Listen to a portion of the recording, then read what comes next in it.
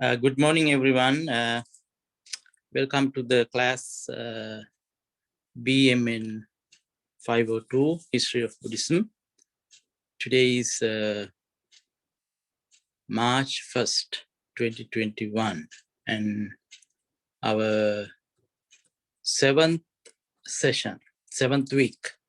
Last week we had the midterm, and I know some of you have submitted me the midterm, and I saw some good work, and also most of you haven't done so. Please do so. Otherwise, as I've been telling you all the time, you will lose a lot of marks. And at the same time, those of you who haven't submitted your homework assignments from the beginning up to now, you will lose your attendance. So we have like another 2 or 3 weeks to go. This is the 7th one, and another 2 weeks to go. So hurry up if you want to get the good grades. Otherwise, you will lose. So now, after spending 6 weeks, this is the 7th one. Today's topic is the origin of Mahayana Buddhism and its development. Origin and the development of Mahayana Buddhism. We saw in the past lectures, in the past exercises and homework that Buddhism arose in India, and then it developed to certain sects, or it had some what you may call it occurred after the 100 years later, or about 150 years later. There was splits, schism, and monks were divided into different sects. And in number, we saw 18 sects. And in some sources, of course, there are more than 18. Anyhow, out of these old sects, even today, the one widely popular, prevalent is Mahayana Buddhism. We call it Mahayana. Usually the origin of Mahayana, scholars say it started at least like the 1st century BCE, before the Common Era. 1st century BCE and the 1st century CE.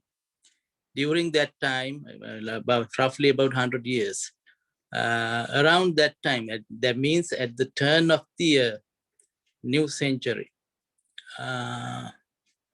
this new trend in Buddhism arose in India. Why I call it new trend? Not just me, everybody call it new trend, because it's not the conventional pattern in Buddhism. These people started to look things in different angle. Sometimes they challenge the conventional teachings, not the teachings to say, but the conventional traditions that the monks were keeping. The new thinking, new pattern of thinking arose, and it became widely popular. So first of all, you need to understand these two words. The new tradition, new trend is called Mahayana.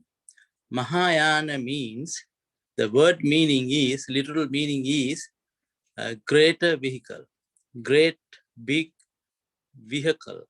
Or that means if you are going on a journey, you are on a big journey, not small journey, small trip, big journey. So it's called Mahayana, greater vehicle, if you want to translate it. But the meaning, that's the literal meaning. Maha means great. Why they call themselves Mahayana? Because they saw the other schools.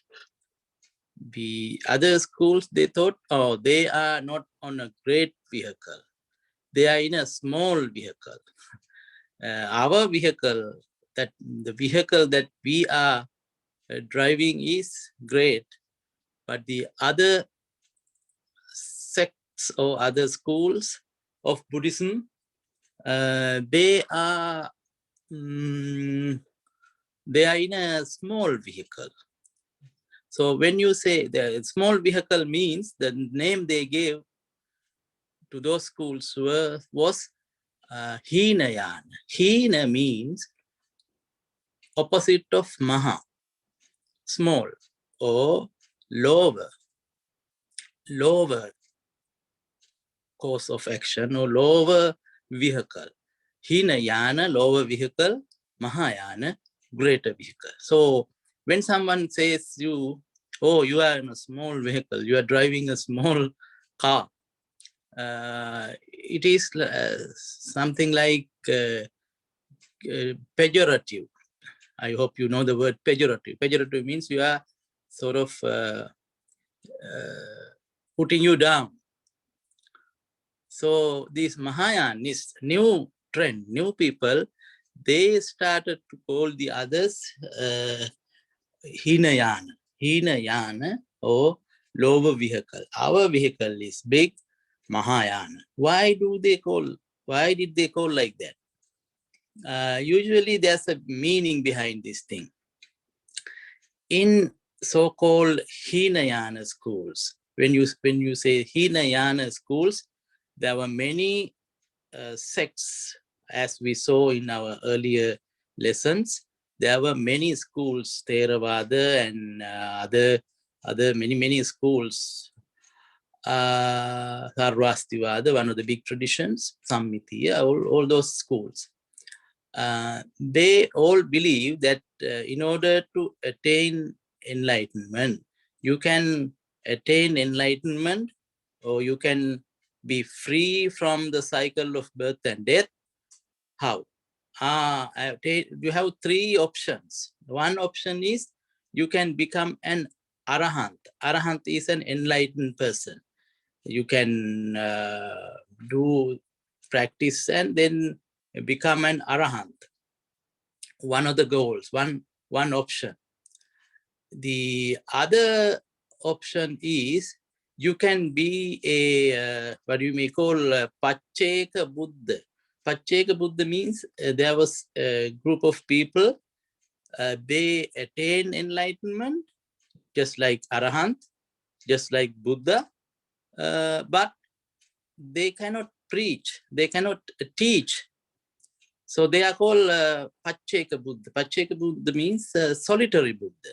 In other words, solitary means they are unable to explain the path or explain what they have achieved to others. They cannot teach. So anybody who cannot teach, we usually use the word Pacheka Buddha. So, but Pacheka Buddha, but enlightened person, only problem is he cannot teach others. So that was the second goal. And the third one is Samma Sambuddha, or the perfectly enlightened one, just like the Buddha Gautama Buddha. Gautama Buddha was a perfectly enlightened person. So when you follow the Buddhist path, you can be free from the cycle of birth and death, or you can achieve salvation. You can attain enlightenment out of these three options. Either you can become an Arahant, or you can become a Pacheka Buddha and finish everything, or you can become a perfectly enlightened Buddha. So you have three doors to enter, three options. This is the usual belief in the so-called Hinayana traditions. So the Mahayana, when they arose in India, in the first century BCE and the first century CE, they said, hey, there's a mistake here. What's the mistake? You guys are lower vehicle. You have 3 options. But what we teach is, no, there's only one vehicle, one way. There's only one vehicle, which is Buddhayana or Mahayana. Buddhayana means if you want to finish off all these sufferings, if you want to stop the samsara, you have to be a Buddha. Becoming an Arahant or becoming a Pacceka Buddha, maybe you are partially enlightened, but not complete enlightenment. So to achieve full enlightenment, you have to be a Buddha. That's the only way to be free from suffering and to be free from cycle of birth and death. So that's why we are following that path. We are following that yana, that vehicle. We are driving that vehicle. That is Buddhayana. That is the highest goal. So that is why we are greater. You guys are lower. You have 3 options. You can either finish your just attaining Arahant. You think you are done. No, Mahayana is still tell like that. So this is the basic difference between Mahayana and the Hinayana. Hinayana is not a good word. Good in the sense that it doesn't have positive meaning. It has negative meaning, right? Hina, low. When you say somebody you are a low person, that means you are not praising the other person, but you are putting the other person down. So Mahayanists coined this term, Hinayana. And afterwards, even today, some scholars are using these terms to identify the other schools. But from that part, from the other schools, they did not go to coin any bad name for the other people. Other people, in the sense, for the Mahayanists, they did not point their finger and say, oh, you are. They did not coin any name, any pejorative name, any bad word for them. But the division started like this. And the other big difference between, say, for instance, Hinayana and Mahayana, these 2 traditions, Mahayanists, when they came into existence in the 1st century CE or 1st century BCE, they had the opportunity of writing down their texts. Whereas the earlier traditions, they did not have the writing ability. Writing ability means in India at that time, there were no writing. Everything was oral. Everything was in memory. Tripitaka, as we saw when we were discussing about those things, monks kept everything in their memory. But Mahayanists, they started writing down their text. And their language is also different. In earlier sects, they had the Pali and other languages, but Mahayana started with the lingua franca. Lingua franca means the language that is popular at that time. It was Sanskrit, so their medium of instruction was Sanskrit. Like even today, if you know English, or across the globe, all over the world, it is accepted as the usual, popular, easy way of communication. At that time, when the Mahayanists started their tradition, the popular language was Sanskrit. So they put down things, they wrote things in Sanskrit language. So that became popular among the people, because when you write something in the popular language, people have access to it. So that was a plus point for them. And then, as I told you, in Mahayana, there's another big difference. Difference means they highlighted the Bodhisattva character. Bodhisattva. You have to learn this term when you read the text today. A bodhisattva means a person who is following the path to attain enlightenment. Whoever who is following the path, on the path, is called bodhisattva. He is following the path. His goal is to attain Buddhahood. His goal is to become the Buddha, but still not Buddha, but he is on the path. So they highlighted Bodhisattva. Or in the other traditions, in the Hinayana, so-called Hinayana traditions, the highest goal was Arahant, the concept of Arahant. Arahant is the enlightened person, Arahant. But in Mahayana tradition, they highlighted Arahant is not the ideal. Ideal is Bodhisattva. So they showed some differences between Arahant and the Bodhisattva.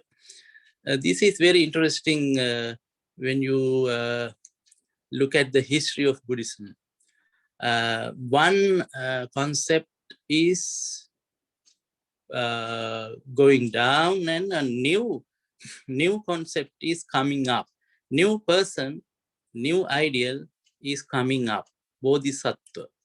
So sometimes Mahayana Buddhism is identified as Bodhisattvayana, Bodhisattva vehicle. Everybody has to follow the Bodhisattva path, and then ultimately you have to become the Buddha. So, and they said the Bodhisattva is so, how do I say, so compassionate, he has so much of love towards the others, and he postponed his own salvation. He postpones his own freedom from the cycle of birth and death. Why? He wants to help others to cross the samsara. This is a very good, nice idea. Sometimes when I teach in classes, I use a very good analogy to explain the difference between these two. Let's say two friends. This is a little story. Two friends are going on a journey. Two different people set off for a journey, and as soon as they step onto the street, the way, they see a big heap of garbage on the path. Big collection, big heap of all kinds of garbage, filth, human excreta, and many other trash, debris, everything piled on their path. One guy says to the other, now we are going to go on our journey. If we stop here because of this big pile of trash, big pile of filth, we cannot finish our journey. So what I would do is, I will wear some boots or some protective garments, so that I won't be hurt by the debris, hurt by the garbage. Somehow I will cross to the other side and I will go on my journey. Because my intention is to go to the end of the journey, wherever they were planning. And so what he did was, he put maybe helmet and boots, and as we do today, gloves and all kinds of, maybe wearing a mask. He put all kinds of protective things, and then he crossed the garbage, the pile of garbage, and he went on his journey. He said, after I finish my journey, I will come back and clean this. Remember that part. After I complete my journey, I will come back and clean these things for the other people to pass easily. Whereas the other friend, he said, no. How can I go leaving this filth, leaving this garbage on the street? I have to clean this. I will clean this. so that I myself and the others can go together to the final journey. What do you think? Who is good? Who is good here? You can argue for and against. You can argue for and against. The person who is going to clean the path for others, postponing his final journey. He postponed his final journey for the sake of others, to clean the debris, to clean the garbage on the street. And ultimately, he finishes his journey, but maybe too late. He takes long time, but he does it. Whereas the other person, he doesn't think about the garbage and other things. Somehow he crossed over to the other side and he goes on and finishes his journey to come back and clean. So if you now, the way that I taught you before, look at these two people. Can you see a Hinayana person and a Mahayana person here? Who is Mahayana person? Who is Hinayana person here? Person who crossed over to the other side somehow and then went on his journey. He is like Hinayana. He doesn't care about the garbage on the street. His intention is to finish to find out his own salvation, in other words. But after achieving his salvation, he comes back to the place and he cleans, which is not bad. Whereas the Mahayana, the greater vehicle man, he thinks, how come I do this thing and I will clean this and let's go together. Let's walk together on the path. I will postpone. I can very easily go on the journey and achieve my salvation. But still, I cannot do it. My heart is so gentle that I have to think about others. This is Mahayana. Such a beautiful idea. So you can be, when you look at Hinayana and Mahayana, you can understand this fact very easily. Most of the time, people might say, Mahayana is good idea. Why not we save others? Saving yourself, you can very easily do. Saving others and saving yourself in the same time is a very good altruistic idea, compassionate idea. He has a lot of compassion.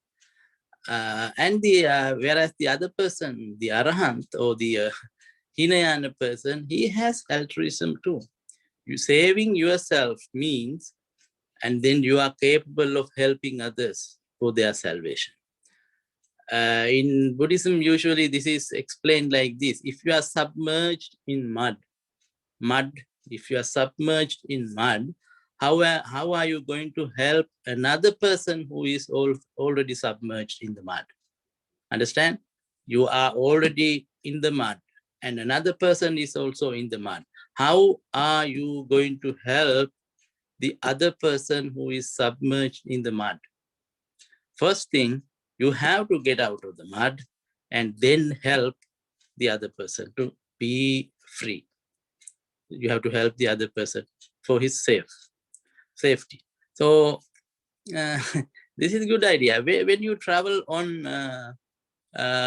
airplanes, what do they say usually? The air hostess, they say oxygen, oxygen masks are there, and you better first wear the oxygen mask before helping the other person.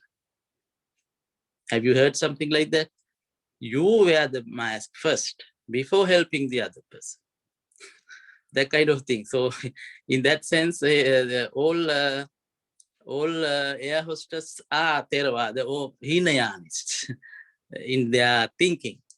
So you can argue both ways. Mahayana is good, and somebody else might say Hinayana is good. I'm just introducing you this thing. This is not mentioned in books or anywhere. This is just my own interpretation of what I see in the books. You don't find this in nowhere, not in any book. So this kind of thinking is there behind Theravada and Mahayana. Or when I use the word Theravada, Theravada is the Hinayana sects today available. Only sect is Theravada. So when you refer Hinayana, those days it was not just Theravada. There were many other schools. So Theravada also belongs to the Hinayana group of schools. So nowadays, the prevalent traditions, prevalent schools, two schools are Theravada and Mahayana. Two divisions. There is another one we will talk later. That these two traditions are visible today in the world, Theravada and Mahayana. So, but don't ever think that there is a big difference between these two traditions. Their disciplinary rules are the same, sometimes little bit differences, depending on their locality, the country where it, like China, Japan, Korea, all those countries, Mahayana is very popular, even Mongolia. And then they change their rules in their countries to fit to the situation, to adjust to the situation. Otherwise, you cannot survive. So other than that, basic teachings are the same. Four Noble Truths, Eightfold Path, and all those things are the same, but they interpret in a little bit different way. So this is now, of course, there are many other minute details, the differences and things like that. But for the time being, for your class, this is good enough. So Mahayana arose in the 1st century CE with the new interpretation of Buddhism. Bodhisattva concept, Bodhisattva ideal became prominent in that time, and people were, this is called popular Buddhism. People flocked to Mahayana because it is very new idea, going away from the convention, new trend. So it became so popular, and their literature, what they wrote down, huge literature in Sanskrit, originally in Sanskrit, but later they were translated into Chinese, Korean, Japanese, and many other languages, even Tibetan. They became very popular. And there were monasteries, temples in India, all over India, many parts of India. Some temples are Mahayana temples. Some temples are Hinayana or the other, lower vehicle tradition temples. And interesting thing is, there were some temples, these two groups living together. That's interesting. These two groups living together in the same monastery. Even today, nowadays, even very popular tradition is these two traditions live together.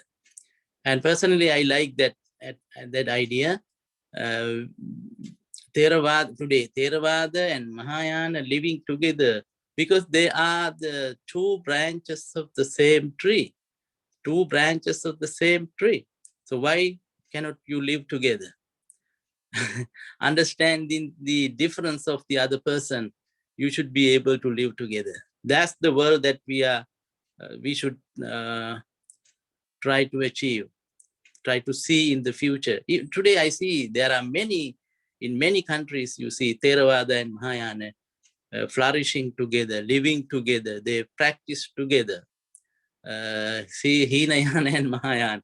Nowadays, of course, they don't use the word Hinayana, but at the time this tradition started, Mahayana came into existence, they used the pejorative bad word for the other schools. Anyhow, so this is the origin of Mahayana, and then they later developed into big traditions. In India, many good philosophers, Buddhist philosophers, teachers belongs to Mahayana tradition. There were many. Out of them, Nagarjuna, they say, is one of the greatest, and many others. And also, two schools out of that belongs to Mahayana tradition, Madhyamaka and Yogachara. You will see them in your textbook. Madhyamaka and Yogachara, very popular in India, on the side of Mahayana tradition. And they developed into high-fledged status in India. And later they were able to spread their teachings to the other countries and became so popular. So this is what we have to cover in this today's lecture. And remember, today's homework, you have to read the book. This is chapter 16, not the whole chapter. Whole chapter is too big. Chapter 16 starts in the page 256. So you better read from 256 to 262, about less than 10 pages. Read this section and write a summary. Summarize what you read over there. And then that way you learn a lot. Please do that homework. You will be getting email from the school about the homework assignment. And I think this makes the end of today's lecture. If you have any questions, please let me know. And again, I'm reminding you, please submit your homework assignments so that you can earn your attendance. And the midterm also. Some of you have done it, and I'm really happy. Some of you have done very nice, good work. Even though you copy from it somewhere, I know you are copying it from somewhere, but still you are answering the question. You know how to copy correctly. But some people, they don't answer the question. They write something. No, that's not right. Just at least follow the question, and then write something that is relevant to the question, that something that answers the question. Some people just write something for the sake of writing. I can understand it, but they will not get enough marks, remember. So thank you very much for listening today, and hope to see you next week. Thank you.